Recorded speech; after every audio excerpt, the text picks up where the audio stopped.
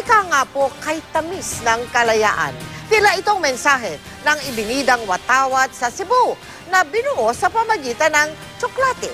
Para po ito sa nalalapit na paggunita ng Araw ng Kalayaan sa ating bansa. Tunghayan natin yan sa pagtutok ni Nico Sereno ng GMA Cebu. Inilatag sa bahagi ng isang mall sa Cebu City ang iba't ibang uri ng tsokolate para magkorteng watawat ng Pilipinas. Patikim raw ito para sa pagdiriwang ng Araw ng Kalayaan. Talaga namang katakam-takam ang chocolate slug na may lapad na 12 feet at habang 20 feet. Mahigit 10,000 piraso ng tsokolate ang ginamit dito.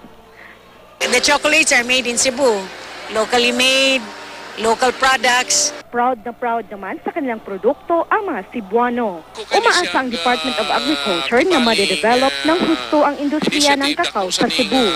I-display ang Philippine Chocolate Slug hanggang sa Independence Day sa June 12.